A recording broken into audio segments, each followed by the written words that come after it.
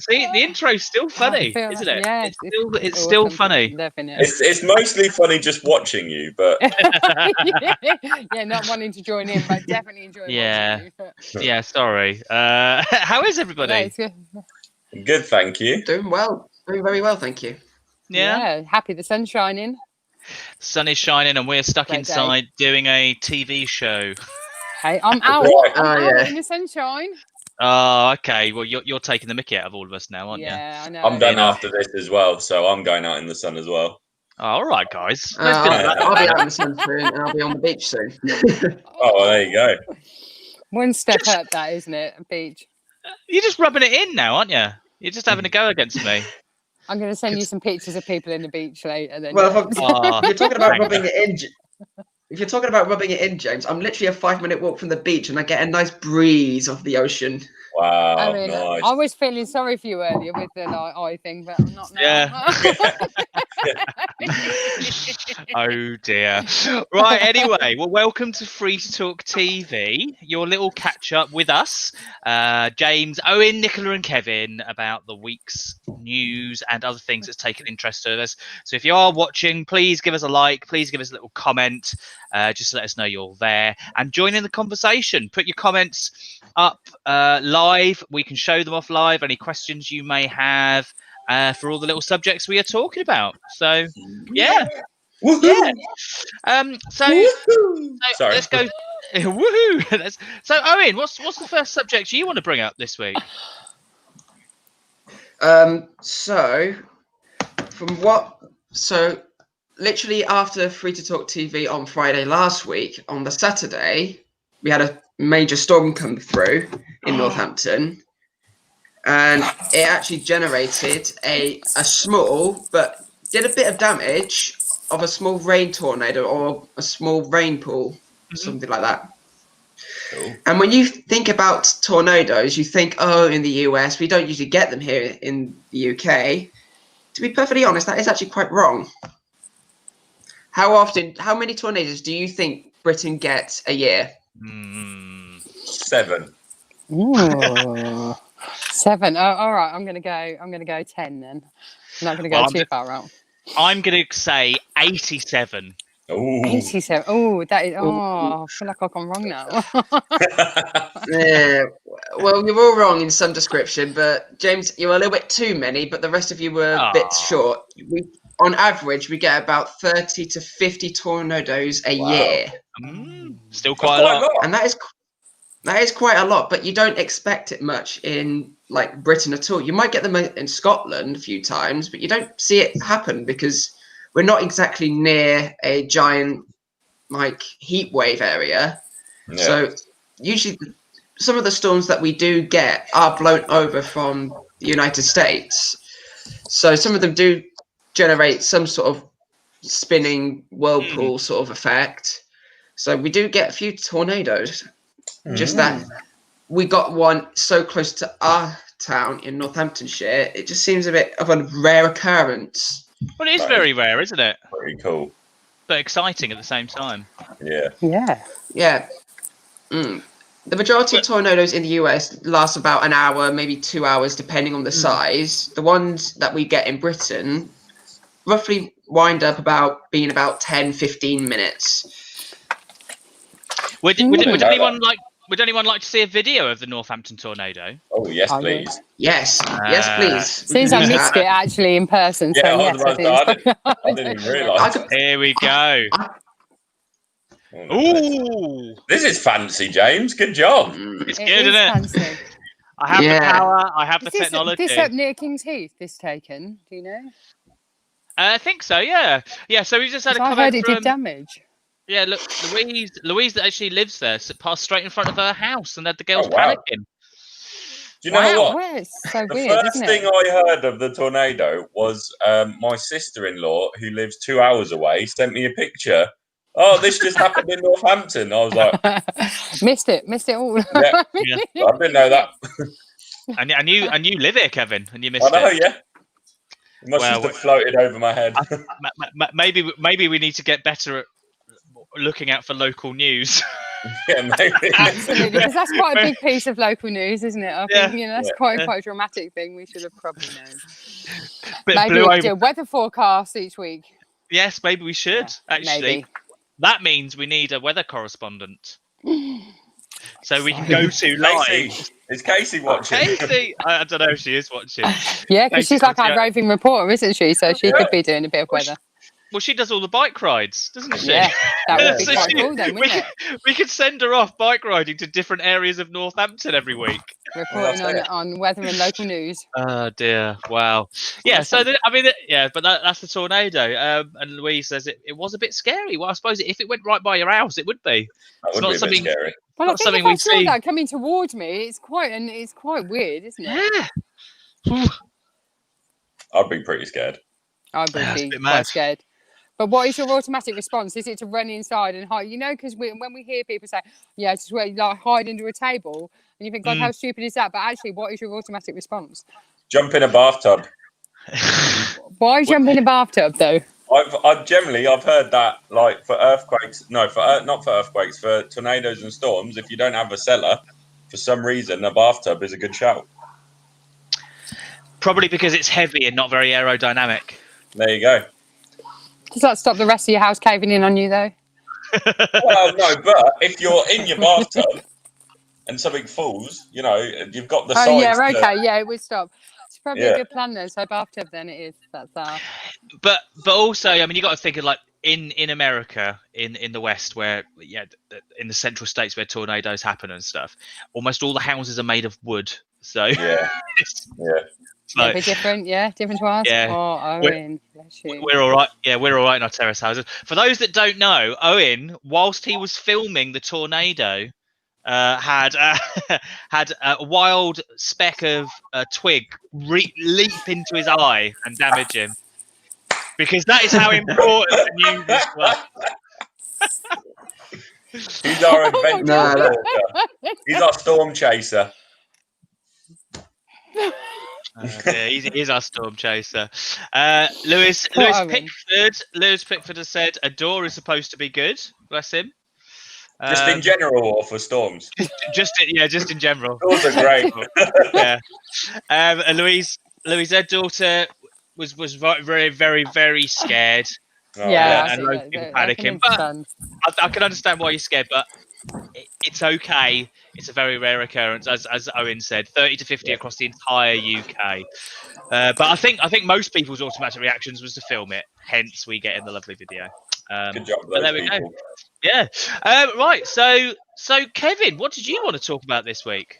Well, I wanted to just point out then that Mr. Trump, or President Trump, sorry, he has said that he thinks it would be a good idea to postpone the election in America.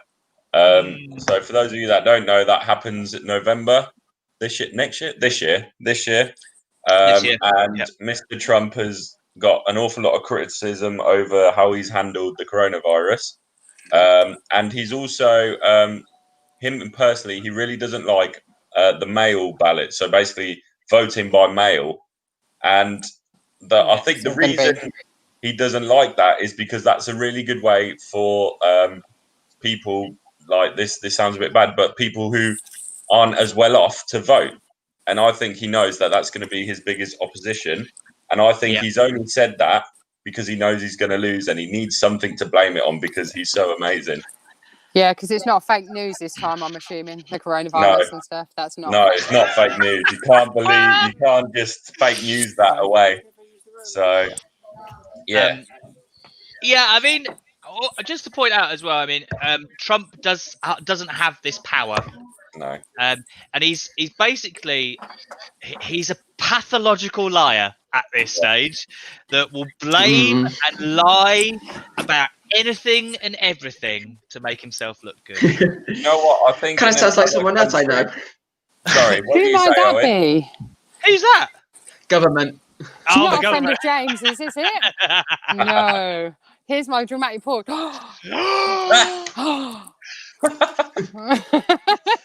I think if it was any other country, it would be a real risk of a dictatorship starting there, really, isn't it? But and I don't know how quickly he'll accept to leave the White House if he does get voted out. I think it's going to be really interesting to watch. I mean, there's a lot of stuff wrong with everything. Well, actually, everything that Trump does is wrong to some stage, I think. Yeah. And there's people that still like him or support him, and I just find this. I mean, I have this same difficulty with because I have to say it, Boris Johnson, because he before he became prime minister, he was just known as this buffoon, and everyone thinks that's okay in a leader. Yeah. Like Trump's meltdowns and constant kind of fake news, everyone thinks that's okay with a leader, and it's just I just find it mind-boggling that people put so much trust in people that are meant to lead the government responsibly. And he goes, no, it's voting by mail is wrong. But as you said, it because it helps people that are less well off, the poor, and the ethnic minorities of America actually vote for who they want. So. Yeah. Do you know what? Like, before I say this, in no way do I support anything he does, and I cannot stand the man. But he's clever. Like he comes across stupid, but he's a very clever man, and that's why he's so dangerous. He's clever like a conspiracy theorist. He's clever like someone that will convince you the Earth is flat. Or 5G towers cause coronavirus, or all these other stuff that have been debunked over and over again, because it keeps going on and on and on about it. It's bad. Scary. It's just scary. I just thought I'd highlight that. And nicely highlighted though. But also this is a man that post Brexit we're meant to be making a massive trade deal with. Hooray! Right. I still have my Dutch passport, guys, so I might just run away. Well, do you know? I know this sounds horrible as well. I mean, it's one of those things that probably will never happen. But I have had those conversations with my girlfriend of, should we just like move somewhere else? Yeah. Should we emigrate? But at this stage, emigrating to Scotland seems a better idea. Yeah. Well, yes, or Wales, to be honest, actually, who both countries seem to have managed this situation far better, don't they? Yeah. They've been less rushed in getting to this stage that we're at now. Yeah, it is bad. I mean, what Owen, as our youth correspondent, what do you think of Trump? Where do I bloody start? Honestly, I think he doesn't have a clear mind of what he actually is doing. He says all these riot things to get hype and everything, and when it comes to actually has he done it? He hasn't really done anything, has he? And I think I will agree with you, Kevin, that he is smart as a conspiracy theory. Yeah. Do you know what? The only thing I would say about Trump that has been quite interesting, that other leaders of the United States haven't been able to do for years, is he did have that meeting with the North Korean leader. Now, if we're going to give him something, at least, that's, I mean, I know it all went downhill after that, but fair play to him. He managed that, but wow. So we had two leaders of two countries led by and so you had a despotic, crazy dictator meeting Kim Jong-il. Basically, that's what you had. Yeah, well done, guys. Yeah, we're winning. We're winning at this. Yeah. 2 5-year-old toddlers. I was about to say, me, guys. I always like to put in a positive. Find a little positive start, and that's and it's true. You've got to put something in there, haven't you? And he unites people in their hate against him, you know, so, you know, that's quite good, isn't it? I suppose that is a positive, yeah. Yeah, it's just crazy. Now, James, yeah. Yeah, I mean, just my mind boggles quite often when I just kind of think of this whole right wing. I mean, it is right wing evangelical. I mean, religious extremists. That's basically what they are. I mean, I don't want to disparage religion at all, but that kind of whole column of bulwark of Trump and a lot of those types of presidents in the US of A have historically just been massive extremists. And you understand extremism with Islam, like, you know, Al Qaeda and stuff, but I think there's this untaught aspect of the extremism in Christianity, or even, you know, Judaism, or, you know, these other mainstream religions that people just don't understand. And I can't, you know, I have to kind of say it, but a lot of them are just nuts, because there's this whole correlation with that right-wing extremism in Christianity that actually supports the flat earthers. So all this flat earth conspiracy comes from this right-wing Christianity in America, and it's really interesting. You should read up about it if you want to get lost in the dark internet of conspiracies. Yeah, now I'm probably going to take a walk. I don't know how much time I've got for that. I was about to say, I've got like a life and stuff. I reckon there's sunbathing and stuff to do later. And... All right, guys. Sorry, James. Sorry, you know, not as bad as Owen go to the beach. That's like... To be fair, James, you could hang your head out the window and sunbathe your head. Oh, thanks, sun cream mate. at first, though. Definitely put your sun cream on, put a little hat. Well, is this internet bullying now? I think it kind of is, actually, a little bit. Sorry, but I'm okay with it. It's fine. Right. So next subject, Nicola. Is there anything you want to bring up and talk about? Oh my God, just put me on the spot now. Well, actually, what I was going to say is, I know we'll be probably moving on to current events about lockdowns and what's happening but actually how people are feeling about like another potential local lockdown. How are people thinking about they're going to manage that, you know?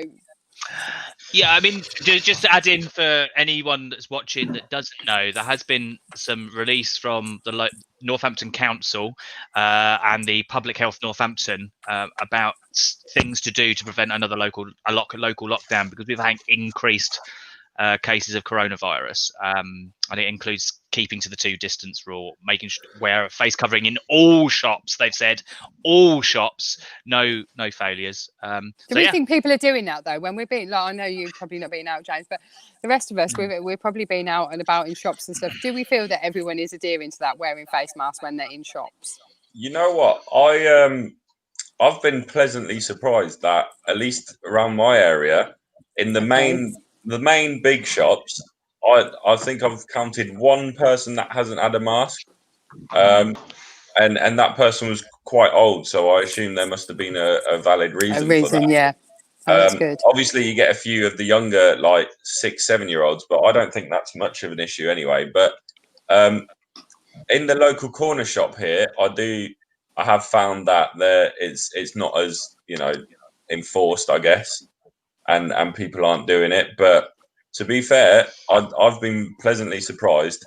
And I was doing some detach yesterday, and we walked through Western Fable, just to not even to go in the shop, but we realised whilst we were walking, oh my gosh, we haven't got our mask, because we weren't planning to go in any shops, obviously.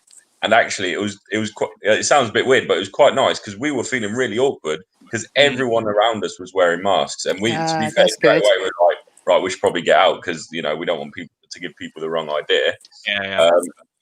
But it was, you know, from what I've seen, especially in like Tesco's and Lidl's and stuff, almost everyone has been wearing masks. I don't know if that's the same for you guys, but I've not really been out that much, so we did some detached work yesterday at Thorpelands, but actually even the local shop there, like, everyone had a mask on, and they weren't letting people in without a mask on. So I thought that was really impressive, to be honest. And but like I said, I've not really been anywhere else this week, so I didn't know really how it was going. I just the potential of this like lockdown coming in again. I think when I was watching the news this morning, I think the whole the country is struggling with it a little bit, aren't they? I think they're tired of this ongoing thing, you know, the constant changes around, like, you know, rules and stuff. I think, you know, in terms of people going on holiday and having to like come back and then isolate for 2 weeks at very last minute, wasn't it? That was, you know, I think do you know what, some distress. I'm going to be very controversial and say I do not feel sorry for people that decide to go on holiday during a pandemic. Like, if, you know, it's a constant changing world at the moment with this pandemic. And if at the moment you want to go off to Spain, fair enough. You know, you've got, you choose to do that. However, come on, like, maybe just firstly try and support the British businesses that have struggled, maybe, but actually, you're going on holiday in a pandemic, and I'm sorry if I offend anyone that's watching. If you go on holiday, that's fine. You know, it doesn't bother me. But what I'm trying to say is, you can't be angry that you then have to lock down afterwards, like, because there's so many signs and stuff. I'm sorry, I just think it's ridiculous. So what are you saying, that these people should have ignored the government saying it was safe to go on holiday? What I'm saying is, people should be able to make up their common own sense mind about what they think is safe. And if they thought it was safe to go to Spain, which that's fine, I'm not saying that it's not safe, but they should have. What they should have realised is that this is possible. You know, it changes week by week at the moment. Why on earth wouldn't it change while they're on holiday? And because actually, I suppose you're right. You can't plan for numbers going up and down, can you? Because actually, that's ever changing, isn't it? So obviously, those guidelines around that will always change, I suppose. Yeah. And don't get me wrong. Like, I totally understand why people would go on holiday now. It's super cheap. You know, I myself have been tempted to book something for August, and I don't have a problem with anyone going away if they're being safe. I have a problem with those that then complain that they have to be in a self-isolate. I think, you know, just plan that in your holiday. If you're going on holiday, great, you know, enjoy, but plan that self-isolation, even if it's not that the government said that, but actually you're transiting through an airport. You know, you're in an airplane where the air conditioning is constantly circulating the air. You know, then you're in a different country. Then you're doing it all again to come back. Just as a bit of courtesy, you know, just maybe self-isolate for a bit. But so on that note, then I think we should go to Owen, who's gone away on a little local holiday, almost local to this country. So what is it like where you are, and where are you? I'm currently in Huttoft, which is a little bit north of Skegness, right by the coast. Nice. Basically on the east coast. Oh, okay. My uncle's like house and his land is practically in the middle of nowhere. So practically in the middle of nowhere, basically speaking. So we don't get many people here and there. But he does own a caravanning like stop area, £10 a night. So we do get a few caravans just in the car park, just out the side. And the majority of the time they go off and do their thing. We do what we want here. And if we want to go off, we go off. Nice. Have you have there been many people wearing masks when you've been out and about in that part of the UK? In shops, yes, definitely in shops, and in the arcades, which I've been spending the majority of my time. It's more or less not many people wearing masks in there. It's I wear a mask when I'm in the arcade. I do take it down once in a while just to get a little bit of air and then put it back on. But the majority of the time there is literally not many people wearing a mask. Okay. Not even the guy behind the counter with all the coins and everything. He's not wearing one. Yeah, I mean, just to get on the end of that, so Lewis has said China are expecting a second wave and they can't go in or out of their country, which no, they can't. So, I mean, there's still this huge risk, like complete risk, and I think people are. I mean, when I have been out, because even though I shouldn't go out for health reasons, I still need to get some sunshine because otherwise I will go mad. Yeah. So when I go out, it's full mask, even just walking on the street. But the kind of the amount of people that just think, oh, I'm outside of a shop, it's okay, and then kind of come in within distance of me. I just kind of want to punch them in the face. I know it sounds horrible, but I'm like, this is still going on. Yeah. Just stay away from me. Just keep your distance. I mean, it's not that hard. I mean, I think that's the thing, isn't it? Because I when I see people on the street wearing masks, I'm very conscious that they might have a reason why, like your reason, you're wearing a mask for health reasons, so they must do the same. So I'm very courteous to to anyone, to be honest, but to those people in particular, because they clearly, feel still, and rightfully so, because we all are at risk of potentially still getting this virus. I struggle with that as well. Just walking down Wellingborough Road has been the hardest thing I've ever had to do in my life, because there is just no. It's almost impossible to do, and you end up walking on the road at times. Do we feel that people are at two extremes? Then we've got people who are really conscious of it still, and then people that are like really blasé, like it's actually not a big risk now. There's not very much in the middle. I think it's probably felt like that a bit. I think, I think sometimes it's hard to blame people as well, though, with the amount of, like with pubs opening and stuff, because, like, let's be honest, a pub and a gym is the last kind of thing you think, okay, great, now they're open, then it must be back to normal, because I think some people may think, because if it was so serious, surely all these places would be shut. And I think that's maybe the issue, that people just not intentionally just ignore the rules, but just think, it must have got better. Yeah. No, that risk is still huge, isn't it? I think that people are so keen for things to return back to some sort of normality, aren't they? And I think people are probably balancing their own mental health alongside this as well, aren't they? And actually that need to return to something less, some kind of structure. It's really difficult, isn't it, for everyone? And I suppose we can't judge, can we? But it is, people are just doing their own thing, aren't they? But we hope people are being safe while doing it. Just on that, Lewis has added on, if we are going in and out of the country, there is a higher chance of a second wave for us, which is obviously true. Now, on that note, because obviously we're talking about wearing masks and local lockdowns and all that kind of stuff. So Northern England has been advised to, and in several cases, sorry, there's loads of feedback from someone. Who's that? Not me. Mute myself. Let me see if it's. Sorry, Owen. I've just muted you for a second, Owen. 1 sec. Sorry, mate.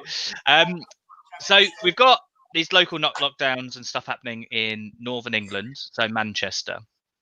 And Matt Hancock, the health secretary, has said that he's going to be, visiting people at home banned in parts of Northern England to stop the spread of coronavirus. But all the pubs and restaurants are still open. So in those areas. In those areas. So the government haven't said anything about those closing. So I can't do it, James. It's so contradictory, isn't it? Stupid.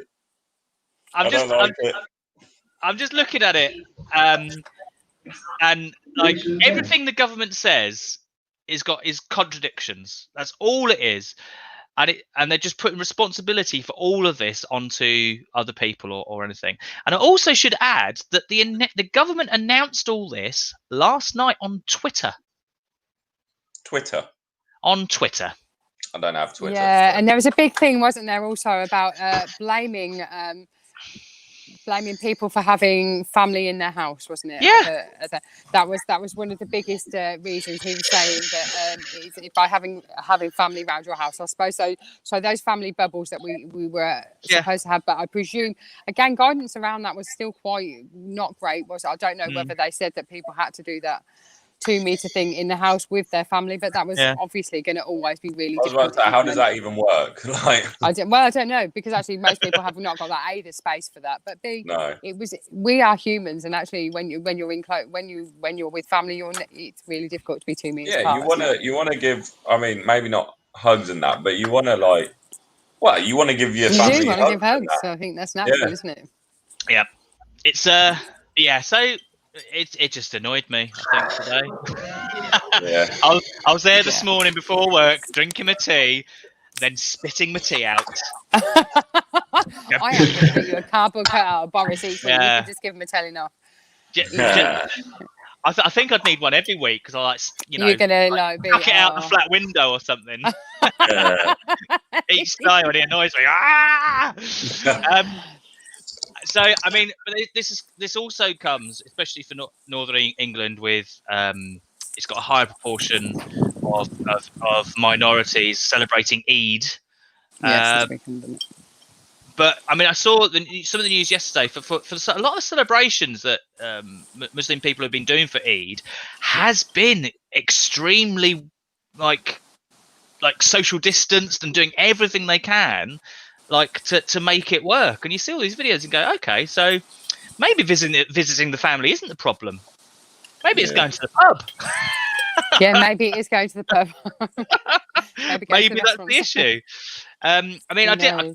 I'm not going to mention any names, but I did see it's someone I know like posting last night, who is a musical artist in London on a houseboat party. Do you think everyone was keeping the distance there? No. Does it not count then on boats? Maybe. I'm like, apparently not. You know, it's in international waters. So maybe that just does not count. Come on. So yeah, it's just a bit like Owen. What do you reckon about the you know what's happening in Northern England and the local lockdown?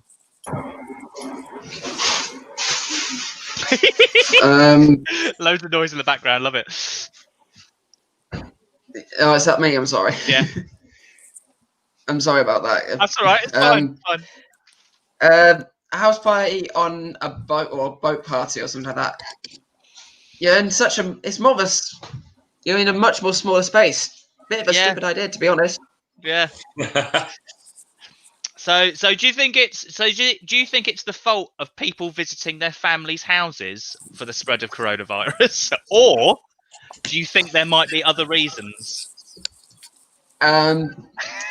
If you're like family relatives going to different houses for a reason, then that's fine. But I think a house party might be a little bit risky still, to be honest. Yeah.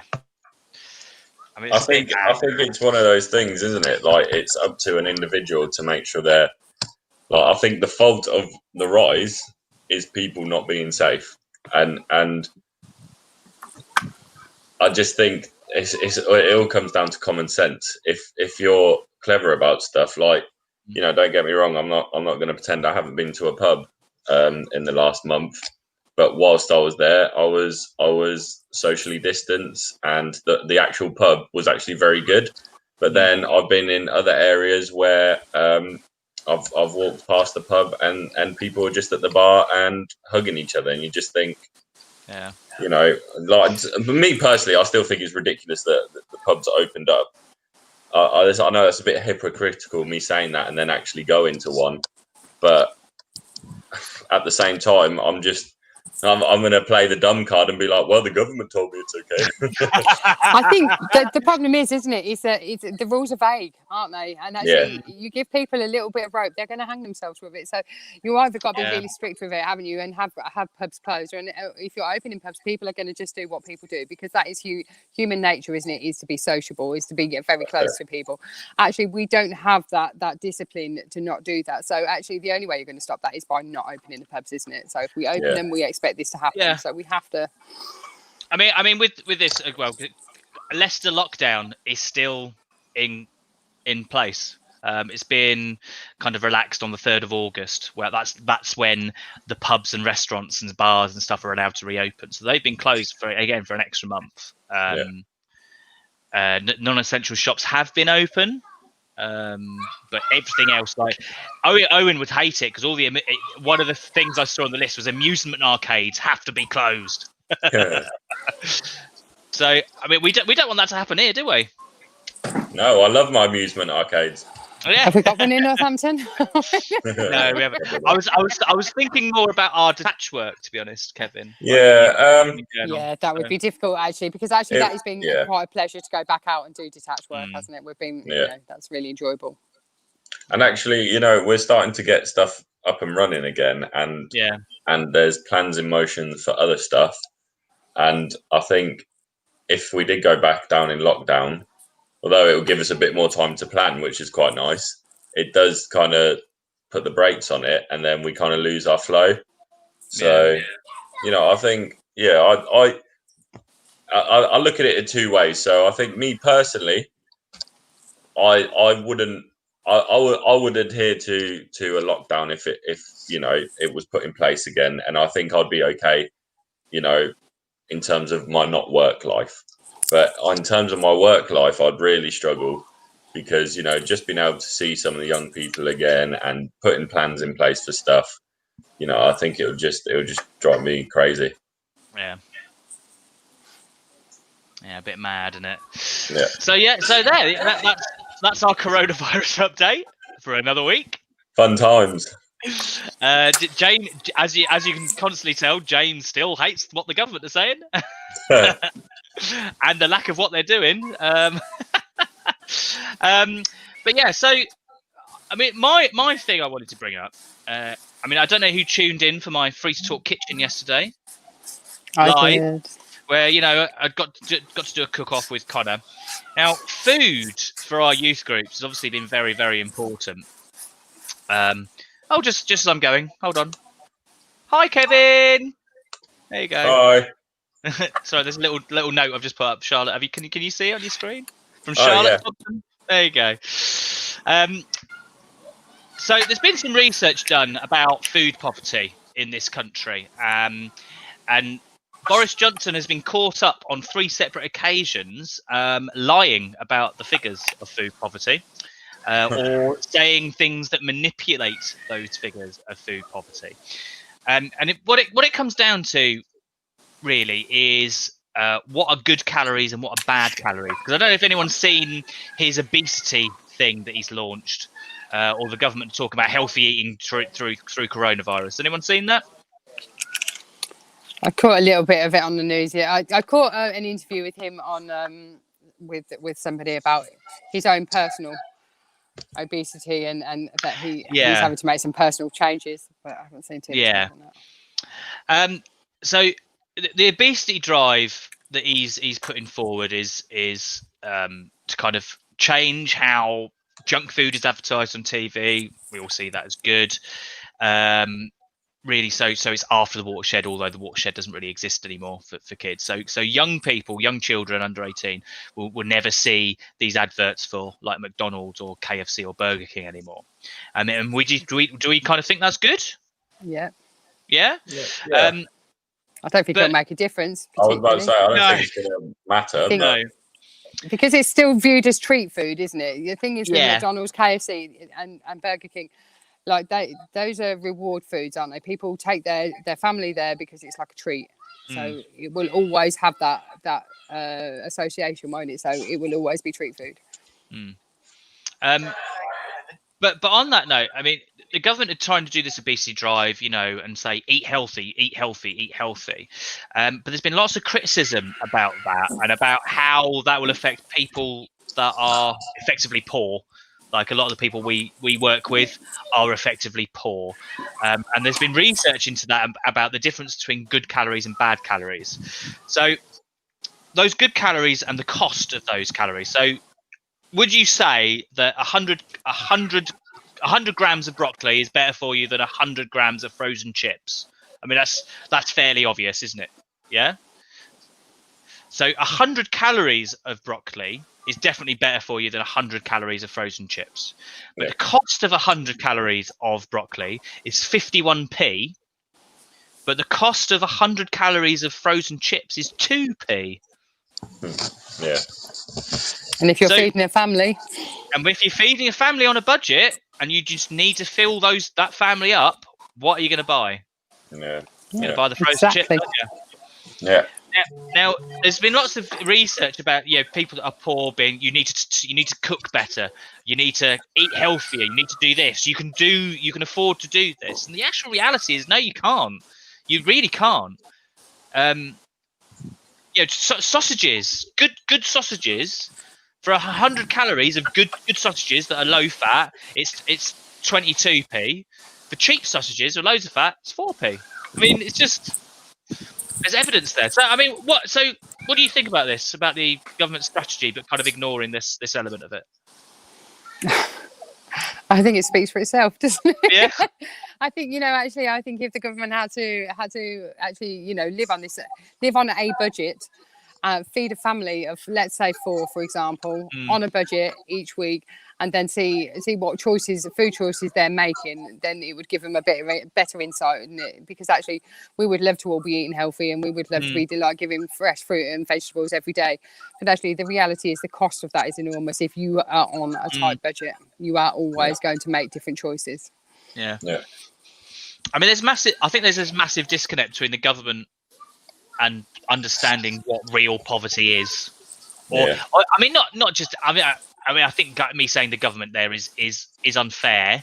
I think generally, a lot of people who are, should we say, middle class or above. Yeah.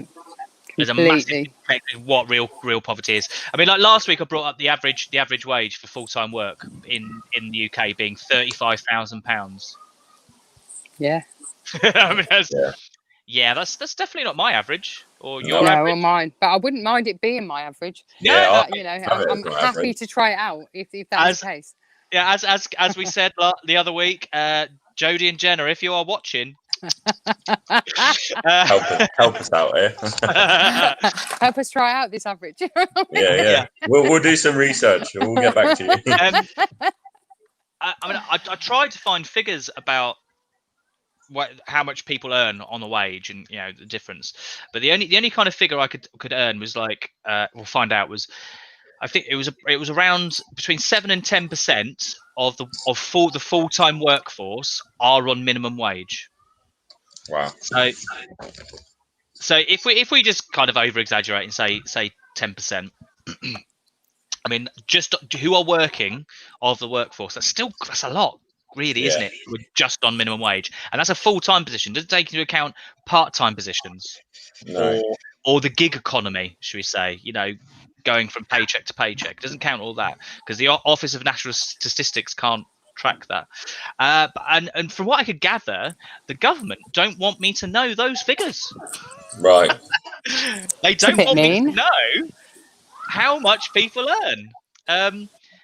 And there's this huge artificial inflation there, like of some of the figures found out. So an office administrator apparently gets £25,000. That's the average wage for an office administrator. Not in Northampton. Well, it's not that in Northampton because I know how much office administrators are paid from me working in recruitment. It's not that in Northampton. So I don't know where these average figures are just artificially inflated by what's happening in London. I think so. It's just mad. Maybe we should find out what the average wage of a youth worker is. In London, 4p an hour. No, do you know what? I don't want to be. I was having this chat with a group of young people for some reason on Detach yesterday, and they were just being nosy and being like, "Oh, how much do you earn?" And I was like, "Well, I'm not going to tell you that." But I think for a youth worker position, we definitely earn quite a decent salary. We do. We absolutely do. Yeah. We're really lucky. Very lucky. Like I don't think there'll be many youth workers that are as lucky as us. Well, if you think about, let's think about like other people, like other roles working with young people. So say in schools, for example. So if you're just a teaching assistant, you are on significantly less than what a youth worker would get. Oh yeah. And even in secondary schools, you think of what you're managing, it's no different, what we're doing. Yeah, exactly. I think Owen's leaving us, so because he's got I've got eye issues. Yeah, no worries, mate. Yeah. Well, I hope you feel better, Owen. I hope so. I hope I can get whatever's in my eye out. All right. Yeah. Oh, take care. Later. Lovely to see you. Bye, guys. Take care. Oh, poor Owen. Poor Owen. He was really struggling, Bless wasn't he? him. I like that we're all up right now, though. Yeah, that's stressed me out. Nice. Yeah, so I mean, the obesity drive. I mean, we do try and explain in our youth groups about eating healthy and getting some veg in yourselves, but with fast food, all you get is bad calories. It's just bad calories, But they're so tasty. Stop it, Kevin. I don't Stop know it. if that's helpful, unless you're making It's not helpful. Food choices, like maybe like a grilled chicken kebab is okay, isn't it? Because that's got to be better, isn't it? You know, I'll tell you what it is. I'm just as bad as all these people. Like, I think for the last 3 days we've had the worst meals ever. Like, and it's down for us. I think it's been down for laziness because we both work quite late. My wife works in a hospital, and so by the time she's home, she doesn't want to cook, which is fair enough. Yeah. So for the last few days, we've just been doing like I guess fakeaways is the best way to say it. Just like, the bags you can pick up at Tesco that have like got curry in and stuff like that, which isn't great. And I for me as well, I need to get on the treadmill again or something, because over lockdown I must have put on so much weight.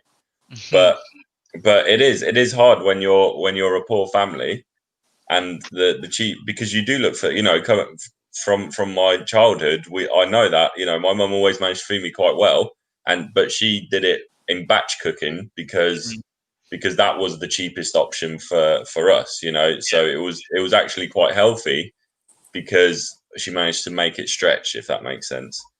But on a day-to-day basis, it's so expensive to eat healthy. It is, and actually we live in a very disposable society, don't we? So people are not so keen on doing the batch cooking because actually it's unfamiliar to us all, isn't it? Yeah. We are now used to things being quite instant, aren't we? When we're cooking, we expect it to not take very long. Yeah. And that's not anyone's fault. That's just how society's evolved, isn't it? And we have to factor that in, though, don't we, to people's decisions around food and how we're feeding families. That's it. Yeah. Oh, it's hard, this being a youth worker job, isn't it? It is. Hey, but you've got an exciting little tale to tell now, haven't we? Aren't we going on to? Well, not exciting because it's sad for the little spiky creatures. It's sad, yes. So, I mean, the last important news. I mean, this is really, really important. It's really important. Really important. So this week, I found out that technically the British hedgehog is on the endangered species list. It's really sad. Really sad. Really I think sad. at this point we need a little picture of a hedgehog, like just. You want me to find a little picture? Yeah, because I just think it's nice, isn't it? Because you know what, though? Quite cute to look at. You see him on the road all the time, squished, bless him. Like, yeah, it's just really sad because they are really cute. Like, I love it when a hedgehog comes to visit my garden. Not so much a back garden because the dog scares them off, but they just kind of chill up and they just eat the dog biscuits and then kind of go. There you go, several pictures of hedgehogs. Look, and this hedgehog is hiding in some cactus. Brilliant. It's really cute, isn't it? There's a hedgehog hiding in cactus. Right, I'm glad I found that picture because I'm going to put that on Facebook later, I think. So save the hedgehog. That's what we're going to talk about. So what can we do then about this? Well, I mean, this is where I think Kevin comes in with his forest schools. So now showing my age, I mean, Nicola, we're of a similar age, so you might remember this as well. True. I mean, I'm sure on a very old Blue Peter, because I'm sure in like the 80s and 90s, there was a big push on this about saving hedgehogs and about how to build hedgehog homes. Do you remember that at all? I do remember it because, obviously we're a similar age, and yes, Blue Peter was a big part. But I do remember, but I wouldn't know how to do it. Blue Peter, man. Love Blue Peter. Love Blue Peter. We could do our own Blue Peter. We could do our Free2talk Blue Peter-ish. What should we call ours? Green Kevin. Green Kevin. Green Kevin. Why not? Yeah. Because he's doing forest schools. Green is our Free2talk colour. Oh my God, I am going to design you an outfit, Kevin. I am going to get you something cool for this. But I think this is definitely where Kevin comes in as part of your forest schools. So actually, as your elders, Kevin, what we're setting you is some homework. Okay, Absolutely. That's cool. Well, I've got a little list up anyway. What we could be doing to help hedgehogs, if that's something Yes. you'd like to find out. So, I'll tell you what. Can I tell you my hedgehog story first? Yes, do the hedgehog story first. So, when I was about 9, I had a dog. This dog was a lovely dog to humans, but hated all living things, and that included hedgehogs. So there used to be a hedgehog that lived behind my shed, and it absolutely went for it one day and killed it, which was really sad. The dog also got off with a lot of scar into the face because it's a hedgehog. But we found out that this hedgehog had 4 little baby hedgehogs. So we were a bit worried, and we called the RSPCA to see what we could do. And they asked, have they already got their spines? Are they already brown, basically? And we were like, yeah. And they were like, oh, okay. Well, they should be fine if you just continue to feed them, and they should be okay. So what we did is we put a bit of acrylic paint on each one of them to mark them apart.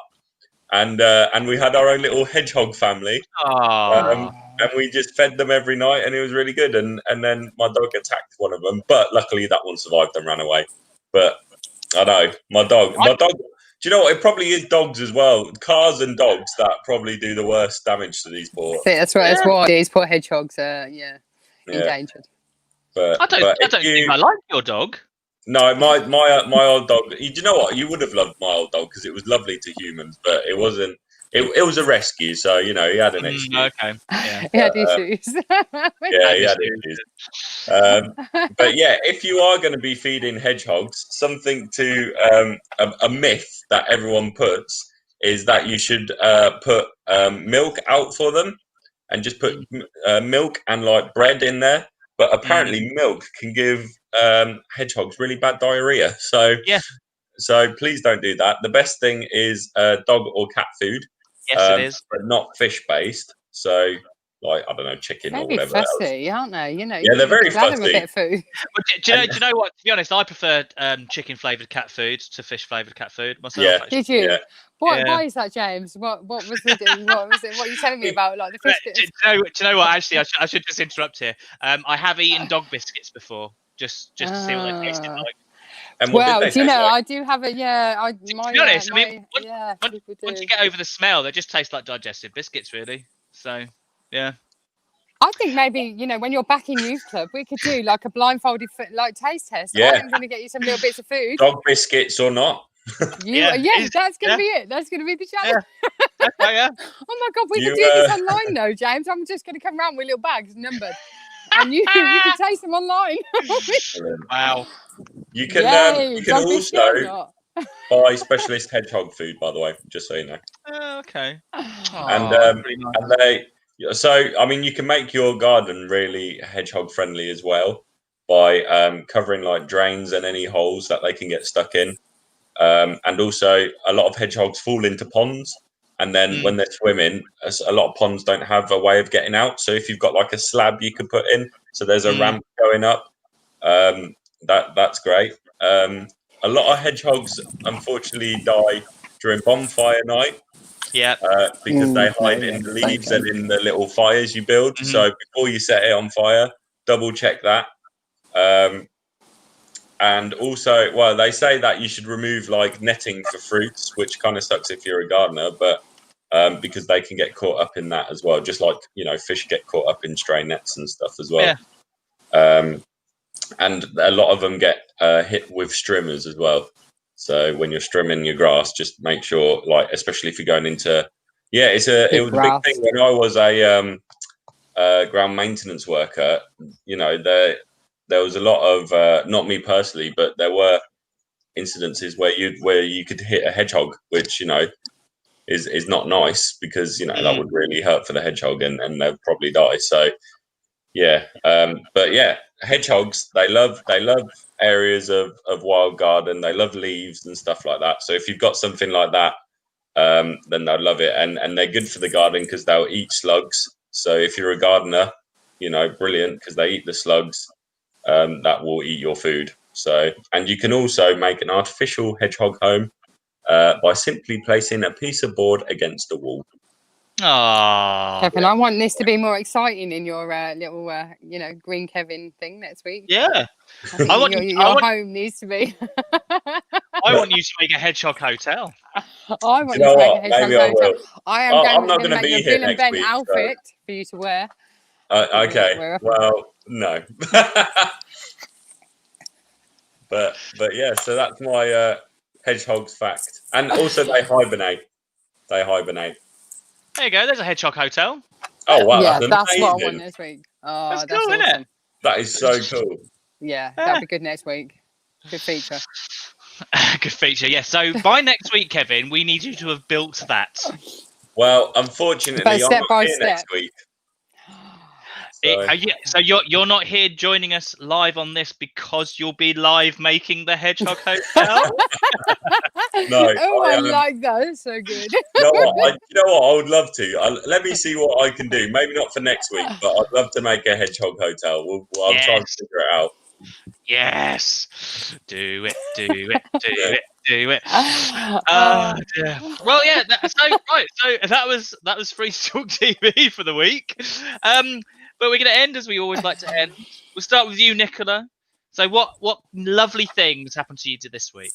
What's cheered you What have I done up? this week? Oh, well, actually, Connor and I went out doing detached work yesterday at Lodge Farm, but we went down to Thorpelands and we met up with a very, very lovely group of young people that have not been to our youth club before. And we had a nice chat. They were telling us all about their local area. So we had a really good session. So that was my thing this week. So we had fun.